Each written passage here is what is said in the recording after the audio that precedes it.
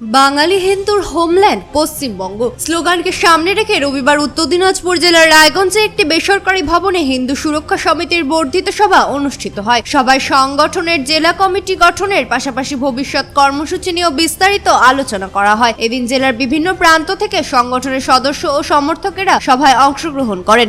উপস্থিত ছিলেন সংগঠনের রাজ্য নেতৃত্ব, জেলার নেতৃত্ব এবং অন্যান্য পদাধিকারিকেরা। সভার বক্তব্য রাখতে গিয়ে হিন্দু সুরক্ষা সমিতির রাজ্য সভাপতি অভিজিৎ চন্দ্র দাস জানান, সংগঠনের সাংগঠনিক ভিত্তি আরো শক্তিশালী করার লক্ষ্যে রাজ্যের প্রতিটি জেলায় জেলা কমিটি গঠন করা হচ্ছে। তিনি বলেন, জেলা কমিটি গঠনের পর বিভিন্ন দাবি দাবা নিয়ে সংশ্লিষ্ট জেলা শাসকদের কাছে সংগঠনের পক্ষ থেকে স্মারকলিপি প্রদান করা হবে। সংগঠনের পক্ষ থেকে বিভিন্ন সামাজিক সংগঠন ও প্রশাসনিক বিষয় নিয়ে দাবি উত্থাপন করা হবে। এছাড়া কর্মসংস্থানের ক্ষেত্রে হিন্দু সম্প্রদায়ের জন্য শতভাগ সংরক্ষণের দাবি সহ একাধিক প্রস্তাব সভায় তুলে ধরা হয় বলে সংগঠনের পক্ষ থেকে জানানো হয়েছে।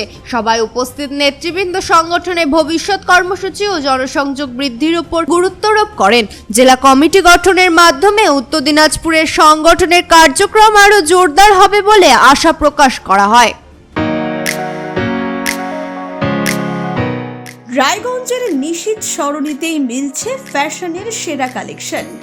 রায়গঞ্জবাসীর জন্য একদম পকেট ফ্রেন্ডলি দামে এখন ট্রেন্ডি পোশাক থেকে শুরু করে এথনিক কালেকশন সব একসাথে। হ্যাঁ, আমরা বলছি আজকালের কথা। এখানে মিলছে এক ছাদের নিচে পরিবারের সবার জন্য পোশাক, মহিলা, পুরুষ আর শিশুদের জন্য অসাধারণ কালেকশন।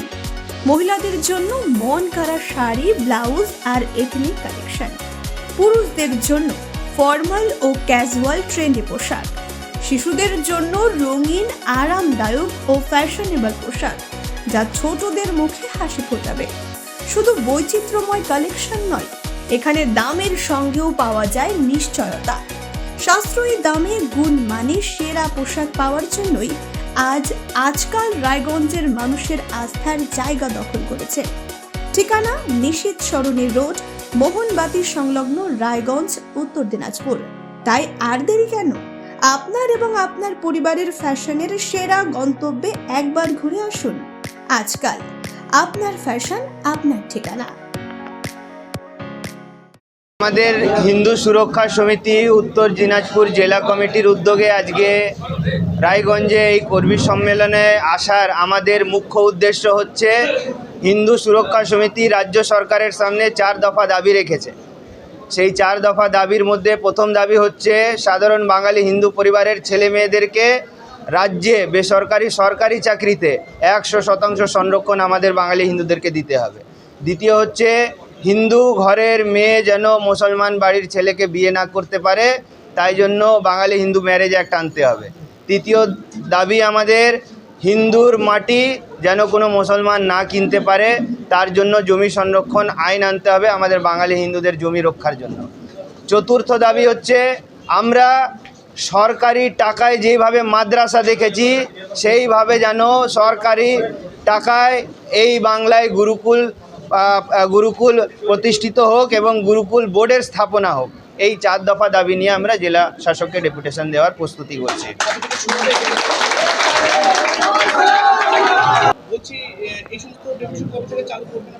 আমরা আজকে উত্তর দিনাজপুর জেলা কমিটি গঠন করতে চলেছি। জেলা কমিটি আমাদেরকে যা ডিসিশন দিবে সেই অনুযায়ী আমরা আগামী প্রস্তুতি নিব।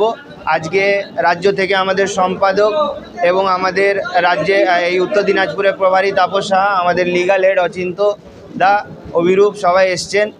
আমরা আগামী দিনের পরিকল্পনা জানাবো মিডিয়াকে।